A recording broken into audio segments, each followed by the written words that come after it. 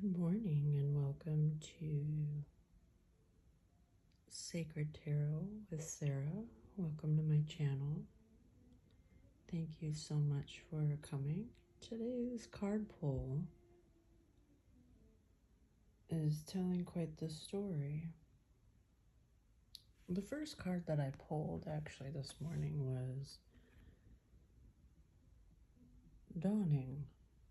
So what if we're certain about the dawning in our lives as we are certain about the sun rising each morning? How do we navigate dark nights of the soul? When the dark comes and lingers, just remember the sun always rises. It invites you to be so certain about yourself that you can swim joyfully in the midnight. Interesting.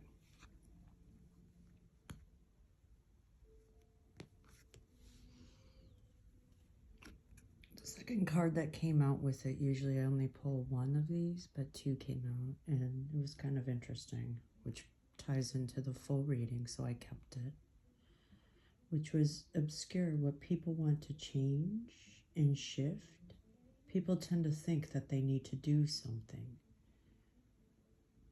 Don't fight or repress. You want to create new ways of being and thought patterns in order to be successful in those changes. Nice.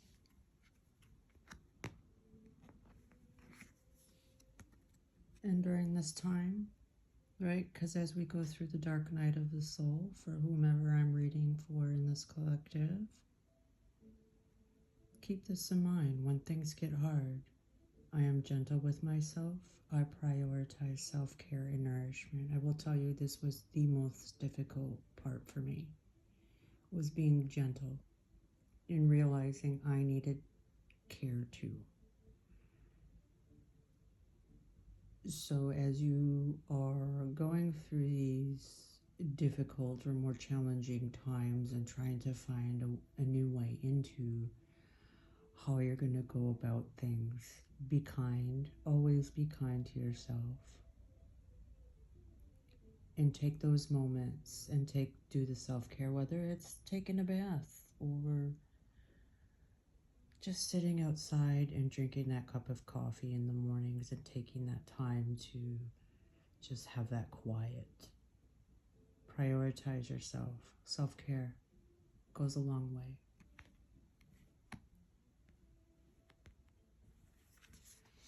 The angel number, the card was 7722, which is, again, I pulled something similar to this the other day. Ask for help.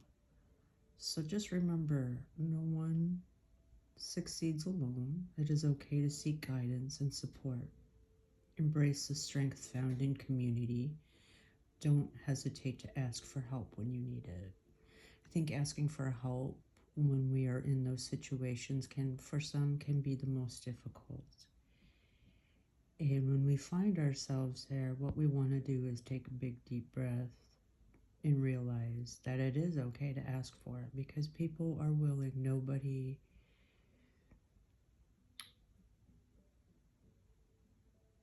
I shouldn't say nobody, because there are people out there, but caring, empathetic people will always try to help if they can provide it.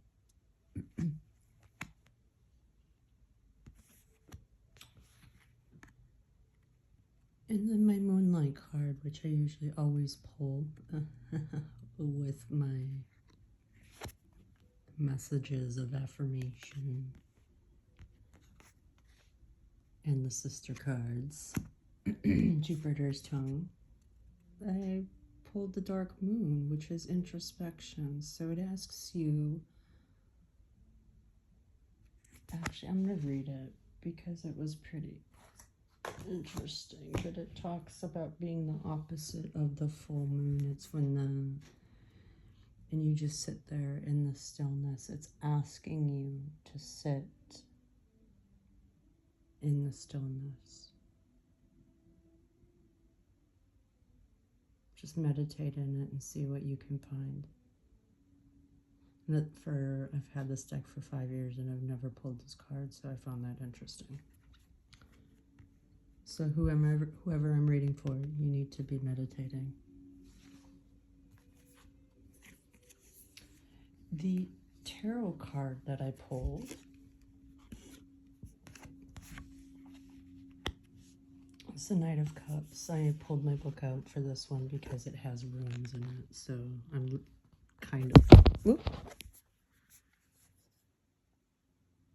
Oh, I might have to cut that out.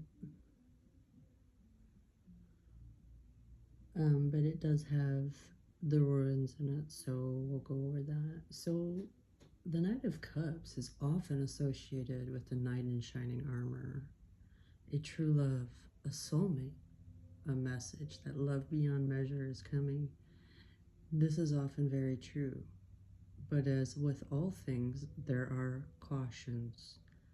The roses have thorns, a suggestion that we should be careful, because not all things are as they seem.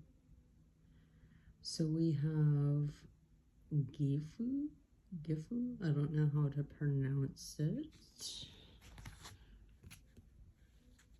but we're gonna look for it. It is an axe. So like that, I believe, is it.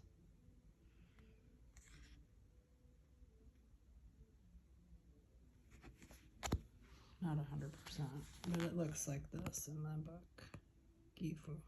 And now you know the answers. But this is connected to gifts. And the knight is wearing a beautifully decorated armor, which has never seen the day in battle. He is also the sort of knight that is going to go above and beyond romance his audience and lure them in the kindness, charm, and generosity. To me, this is screaming narcissism and love bombing, just saying. The second is ensues, which is that F, and let me find it in here.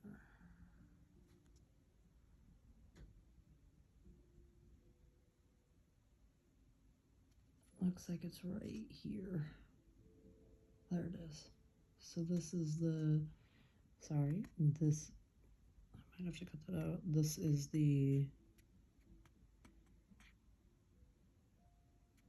not the circle, but that is the one.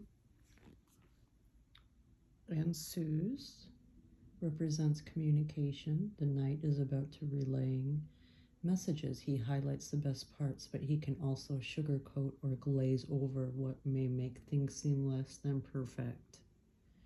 He can tell a great tale, though they may not be stories of his own, but rather someone else's adventures and wisdom. It also connects to water by the way of attractions. It is naturally occurring phenomenon that we respond to the sound of water running, and we can be drawn to the sparkle and reflectiveness of its surface. The Knight of Cups will draw you in. Often related to healers, the Knight of Cups can be a beacon for those who need nurturing and support. So the overall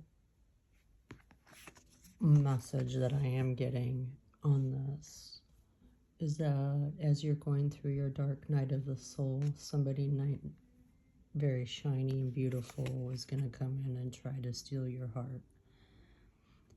Make sure you're cautious, seeing what needs to be seen.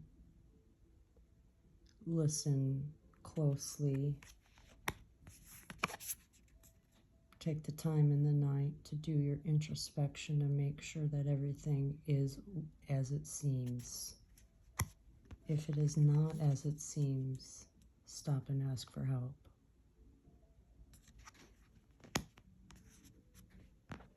And while you're doing that, make sure, please, be kind, self-care, love yourself. It's going to be okay. And that is today's tarot reading. I hope you have a beautiful day.